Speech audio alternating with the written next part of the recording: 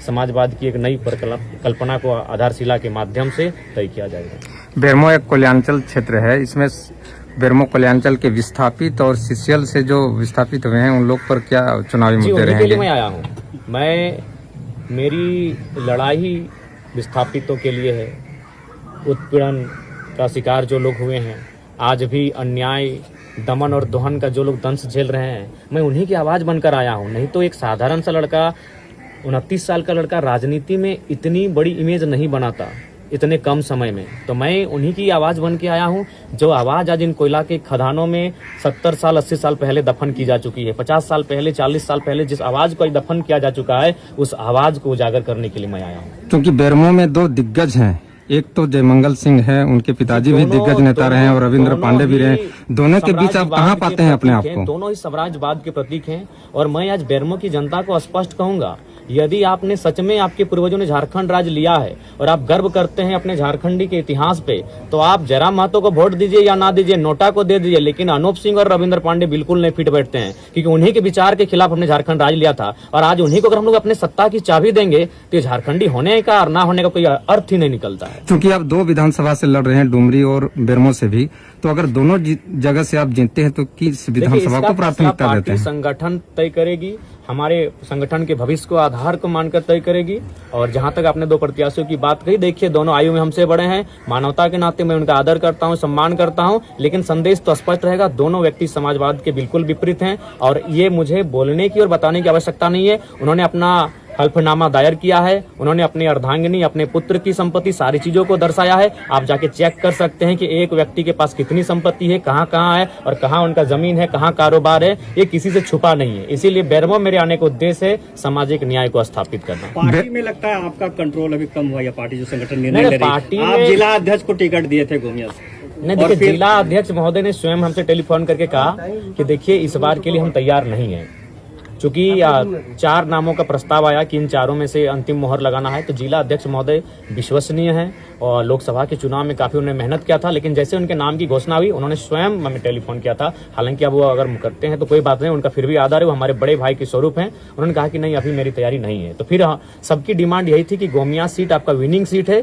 इस सीट पे किसी ऐसे प्रत्याशी को लाइए जो झारखंड के चर्चित चेहरा हो। तो अगर आज झारखंड के चर्चित चेहरों की बात करें तो उसमें जयराम महतो आते हैं, मोतीलाल जी आते हैं, देवेंद्र जी आते हैं, वे लोग चुनाव लड़ रहे हैं। रिजवान जी आते हैं, वे भी चुनाव में लड़ रहे हैं। मनोज जी आते हैं, वे भी चुनाव में पार्टिसिपेट कर चुके हैं। ऐसे में केवल पूजा कुमारी महतो जो एक फीमेल कैंडिडेट हैं वही बच रही थी। तो फिर उन्हें हम लोगों ने रायशुमारी करते हुए, लोगों की फीडबैक को लेते हुए गोमिया विधानसभा भेजने का कार्य। बेरमो एक चर्चित विधानसभा है, और बेरमो से चुनाव लड़के आप पूरे राज्य में और देश में क्या संदेश देना चाह रहे हैं? देखिए, पूरे राज्य में और पूरे देश में यही संदेश देना चाहते हैं कि झारखंड बनने का उद्देश्य आज भी अधूरा है। हमने जिन विचारधाराओं के विपरीत जाकर झारखंड राज्य लिया है, आज वही लोग झारखंड की सत्ता में काबिज हैं, आज वही लोग झारखंड को चला रहे हैं, अपने रिमोट कंट्रोल में नचा रहे हैं। तो इससे झारखंडी का भला आने वाले 100 सालों में नहीं होगा, जब तक उनको हम लोग सत्ता से दूर नहीं करते हैं। पार्टी के कई साथी आपके छोड़ के चले गए। देखिए, इसके लिए मैंने स्पष्ट कहा है, हम लोग नए लोग हैं, हम लोग कभी अपनी गलतियों को स्वीकार करने से पीछे नहीं हटते। चूंकि ये हमारा पहला चुनाव है और सबसे खास बात है, बहुत सारे युवा महत्वाकांक्षा लेकर आए कि भाई चलिए इस बार हम इनकी पार्टी से, जयराम महतो की पार्टी से चुनाव लड़ेंगे। तो हम लोगों ने एक आवेदन की प्रक्रिया को पालन किया था, जिसमें 20-25 लोगों ने आवेदन दिया, जिस कारण से जब उनका आवेदन पड़ा तो उन्होंने अपना एक ग्रुप बना लिया, फिर उन्होंने बार्गेनिंग का कार्य किया। तो ऐसे हुआ है, लेकिन मुझे पूर्ण विश्वास है अपनी जनता पर, जिस जनता ने मुझे लोकसभा के चुनाव में बिना सिंबल के 8.5 लाख वोट दिया था, जो कि भारत और झारखंड की हिस्ट्री में पहली बार ऐसा हुआ है। उस जनता से मुझे आज भी विश्वास है, बल्कि विधानसभा के चुनाव में इससे बेहतर और हमें आशीर्वाद। जयराम दा, आपका अपना विधानसभा टुंडी विधानसभा क्षेत्र है, उस विधानसभा क्षेत्र को आप छोड़े क्यों? देखिए, सबसे पहला बात, मैं जब लोकसभा का चुनाव लड़ रहा था तो मेरा डिमांड धनबाद लोकसभा लड़ने का था, लेकिन मैंने कहा कि नहीं, मैं पहला चुनाव अपने घर से लड़ूंगा, गिरिडीह मेरा लोकसभा है। तो पहला चुनाव मैं अपने घर से लड़ चुका हूं। अब मैं पार्टी का केंद्र अध्यक्ष हूं, मेरे लिए कोई बैरियर नहीं है, मेरे लिए कोई बाध्यता नहीं है।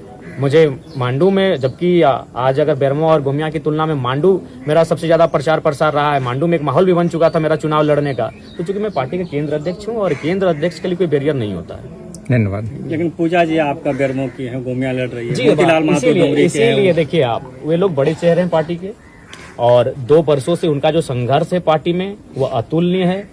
आप ऐसे चेहरों को, ऐसे संघर्षशील साथियों को नकार नहीं सकते हैं। और इसीलिए पूजा जी का नाम बाद में अनाउंसमेंट होने का कारण यही था कि वो बेरमो से थी, उनको गोमिया लड़ाना था। लेकिन जब हमारे प्रत्याशी की घोषणा हुई और खुद उन लोगों ने कहा कि यहाँ कोई बेहतर चेहरा दीजिए जिनको राज्य जानता हो, राज्य उससे परिचित हो। तो फिर हम लोग पूजा जी की ओर गए। भाषा आंदोलन में साथ रहे रत्नाकर वो भी आपके खिलाफ चुनाव मैदान में ठीक है, सुन रहे उनको हैं। शुभकामनाएं।